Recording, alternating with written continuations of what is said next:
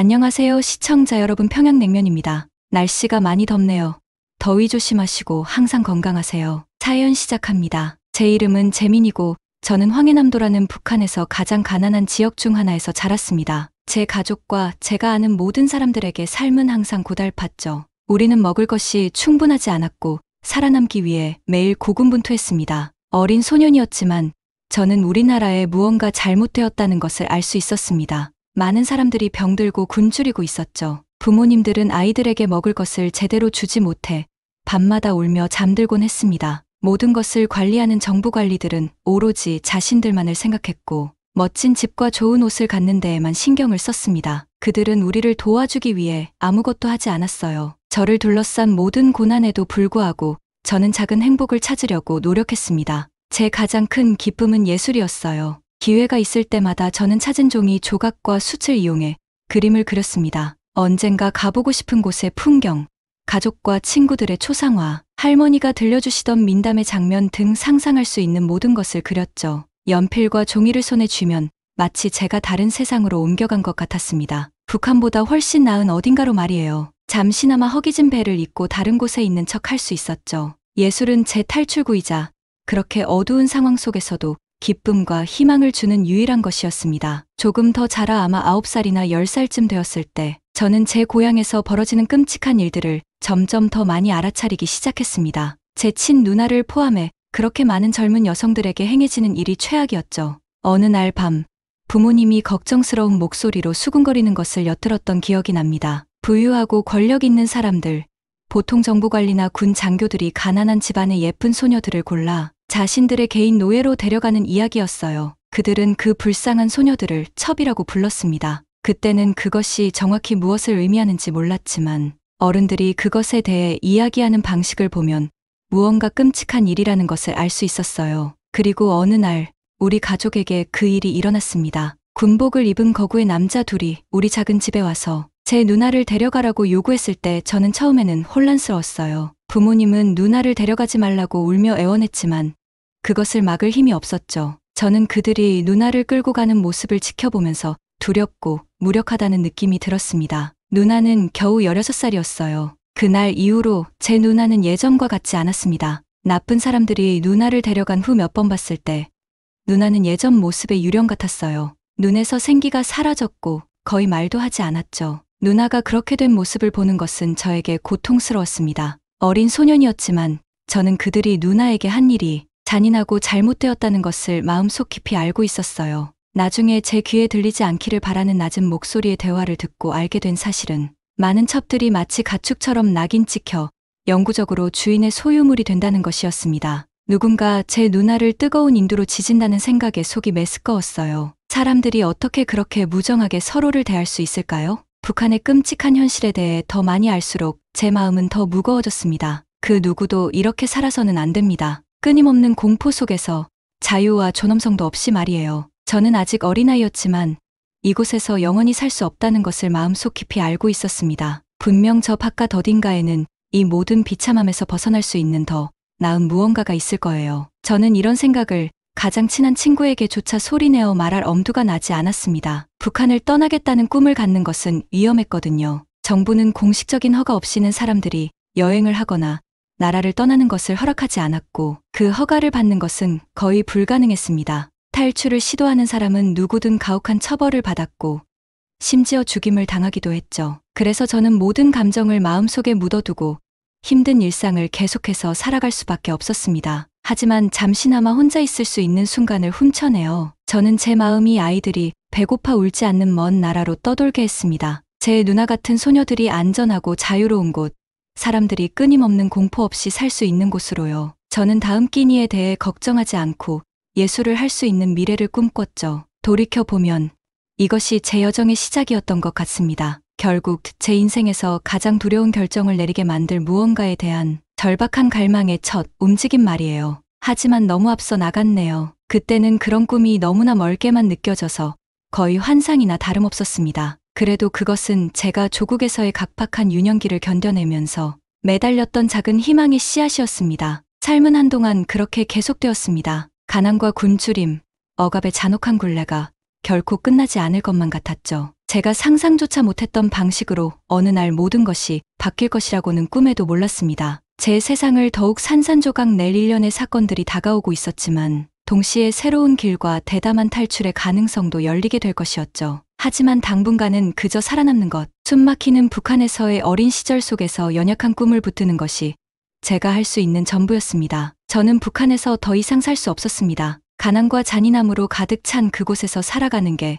너무나 힘들었거든요. 제 친구들도 저와 같은 마음이었죠. 누군가 우리 얘기를 엿들을까 두려워하면서도 탈출 계획에 대해 밤새도록 속삭였습니다. 탈출이 쉽지 않을 거라는 걸 잘 알고 있었어요. 발각되면 군인들에게 총살당할 수도 있었으니까요. 그럼에도 자유롭고 더 나은 삶에 대한 희망이 우리를 앞으로 나아가게 했습니다. 조금씩 식량과 여분의 옷까지 생존에 도움될 만한 물건들을 모았죠. 드디어 탈출을 시도할 날이 되었습니다. 어머니와 포옹하며 작별 인사를 나누는 순간 두려움과 설렘에 심장이 쿵쾅거렸어요. 어머니의 눈에서 고통과 걱정, 그리고 강렬한 사랑을 볼 수 있었습니다. 다시는 만나지 못할 수도 있지만 저에게 진정한 미래의 기회를 주고 싶어 하셨죠. 어둠 속으로 발을 내딛자 어머니가 건네주신 작은 보따리를 꼭 쥐었습니다. 친구들과 만나 조용히 마을을 빠져나왔어요. 차가운 밤 공기가 피부에 느껴지고 모든 감각이 극도로 예민해졌죠. 매 걸음마다 제가 알고 있던 유일한 고향에서 멀어져 갔습니다. 어머니의 품으로 달려가고 싶은 마음도 있었지만 앞으로 나아가야만 했어요. 어두운 숲과 험준한 산을 몇 시간이나 걸었는지 모르겠습니다. 긴장감에 온몸이 떨렸죠. 작은 나뭇가지가 부러지는 소리에도 군인들이 나무 사이로 튀어나올까봐 공포에 휩싸였습니다. 다리는 지칠 대로 지쳤고 배는 꼬르륵 울렸지만 친구들과 서로를 격려하며 안전과 자유에 다다를 때까지 포기하지 않기로 다짐했어요. 마침내 어둠 속 나뭇가지 사이로 검은 띠 같은 두만강이 보였습니다. 중국과의 국경이자 새로운 삶으로 가는 관문이었죠. 희망으로 가슴이 뛰었지만 두려움도 엄습해왔어요. 국경이 중무장되어 있다는 걸 알고 있었고 그곳이 가장 위험한 여정이 될 거라는 것도 알고 있었거든요. 나무 끝자락까지 살금살금 다가가 강둑을 내다보았습니다. 모든 게 고요하고 조용했어요. 너무 조용했죠. 제 안의 공포가 친구들의 얼굴에도 비쳐 보였습니다. 잠시 숨죽이며 기다리다 서서히 나무 사이에서 모습을 드러냈어요. 달리기 시작할 준비를 하면서요. 그 순간 지저대는 개들과 고함치는 군인들의 소리로 밤이 깨어졌습니다. 우리는 발각된 거예요. 불빛이 번쩍이며 군인들이 우리를 향해 다가왔죠. 뛰어! 저는 소리쳤습니다. 남은 힘을 다해 강을 향해 전력 질주했어요. 어둠 속으로 총알이 빗발치듯 날아왔죠. 숨을 헐떡이며 있는 힘을 다해 달렸습니다. 상상할 수 없을 만큼 빠른 속도로 다리를 움직였죠. 강둑이 점점 가까워졌어요. 필사적으로 마지막 속도를 내어 차가운 물속으로 몸을 던졌습니다. 강한 물살이 저를 휘감더니 곧장 하류로 밀어냈죠. 머리를 물 위로 내밀기 위해 발버둥 쳤습니다. 강 표면 사방으로 총알이 빗발치는 가운데 친구들과 함께 반대편 둑을 향해 힘껏 헤엄쳤어요. 영원처럼 느껴지는 시간이 흐른 뒤에야 발이 단단한 땅을 딛고 설 수 있었고 저는 중국의 바위투성이 둑에 쓰러졌습니다. 숨을 헐떡이며 덜덜 떨면서 누워 있었어요. 우리가 해냈다는 게 믿기지 않았죠. 반대편 어두운 나무 윤곽을 바라보며 이제 돌아갈 수 없다는 걸 깨달았습니다. 예전의 삶은 영원히 사라졌어요. 제가 알고 있던 모든 것이 뒤에 남겨졌죠. 두려움과 스릴로 가득 찬 미지의 세계가 제 앞에 놓여 있었습니다. 하지만 탈출에 성공했어요. 저는 탈북했던 거죠. 지칠 대로 지치고 무서웠지만 내면에서 희망의 불씨가 살아나는 걸 느꼈습니다. 이를 악물며 일어섰어요. 앞으로 닥칠 일이 무엇이든 맞설 준비가 되어 있었죠. 우리의 여정은 아직 멀었지만 가장 큰 발걸음을 내디뎠습니다. 우리는 자유로웠어요. 제 심장이 미친 듯이 뛰고 있었습니다. 저와 제 친구들은 어둠 속 숲을 목숨 걸고 뛰어갔죠. 국경 수비대의 고함 소리와 개들의 짖는 소리가 바짝 뒤에서 들려왔습니다. 다리는 타올랐고 폐는 터질 것 같았지만 저는 자신에게 계속 달리라고 다그쳤어요. 두만강과 너무나 가까웠고 자유와도 그리 멀지 않았습니다. 이 지경에 잡힐 순 없었죠. 여기까지 온 마당에 말입니다. 제 앞에서 철수가 비틀거리며 땅으로 쓰러지는 모습이 보였습니다. 달리는 걸 멈추지 않고 저는 그의 팔을 잡아 일으켜 세웠죠. 계속 가. 제가 소리쳤습니다. 거의 다 왔어. 나무들이 듬성해지더니 가지 사이로 강물이 보이기 시작했습니다. 제 심장은 희망으로 뛰었지만 그때 멈추지 않으면 쏜다라는 고함 소리가 들리더니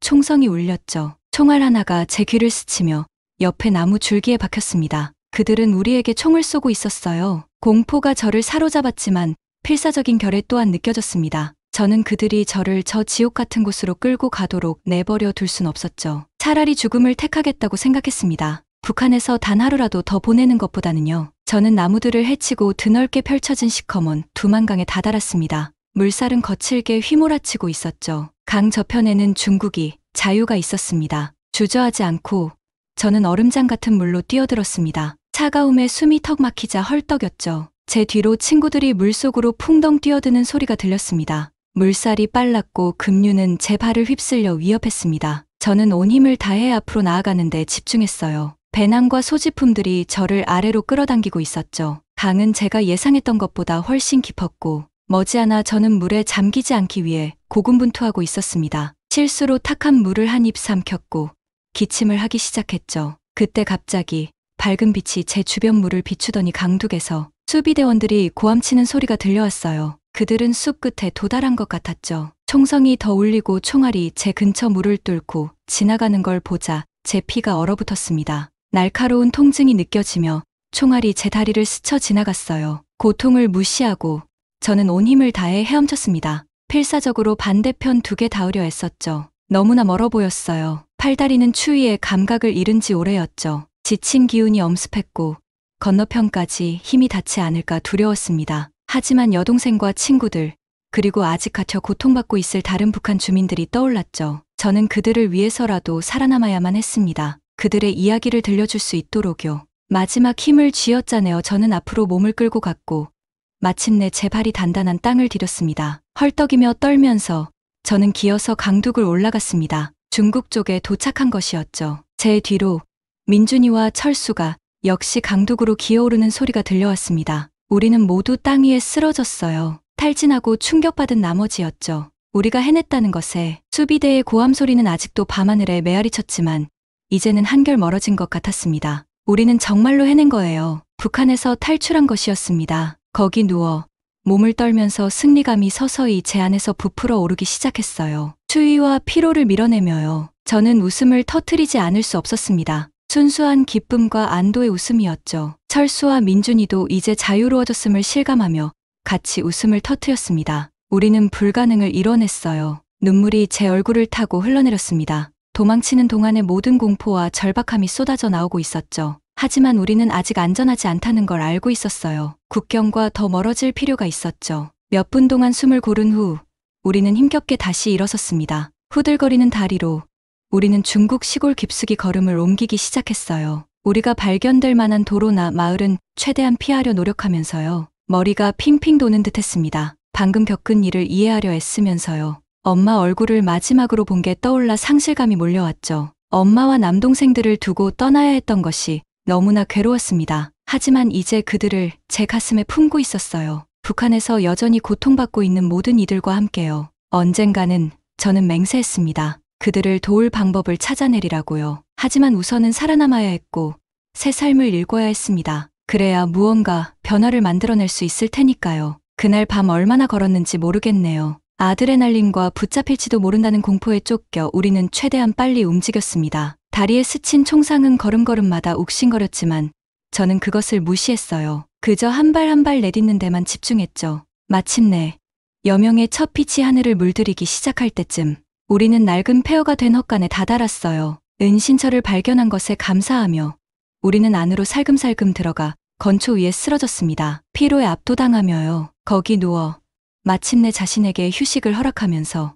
저는 제가 알던 유일한 삶에서 탈출했다는 게 얼마나 초현실적인지 생각했어요. 자유와 더 나은 미래를 위해 모든 것을 걸고 미지의 세계로 뛰어든 것이었죠. 앞으로의 길이 험난할 거란 걸 알고 있었습니다. 하지만 처음으로 희망의 불꽃이 느껴졌어요. 그 생각과 함께 저는 깊고 꿈 없는 잠에 빠져들었습니다. 내일이 가져올 어떤 도전에도 맞설 준비가 되어 있었죠. 우리의 아슬아슬한 모험 후 제 몸은 휴식을 요구했기에 그날 대부분을 잠으로 보냈습니다. 마침내 다시 깨어났을 땐 해가 지기 시작하며 헛간 안을 부드러운 주황빛으로 물들이고 있었죠. 잠시 거기 누워 낯선 안전함의 느낌을 음미했어요. 그리고는 일어나 앉았죠. 뻣뻣한 근육과 다리 상처에서 오는 날카로운 통증에 얼굴을 찌푸리며요. 민준이와 철수는 이미 깨어나 조용히 얘기를 나누며 우리의 빈약한 물품을 점검하고 있었습니다. 우리에겐 별로 없었어요. 담요와 여벌 옷까지, 라면 몇 봉지, 떠나기 전 어머니가 제 손에 쥐어주신 약간의 돈뿐이었죠. 이것들이 우리를 얼마나 오래 버티게 해줄지 모르겠더군요. 하지만 한국에 닿기에는 충분해야만 했습니다.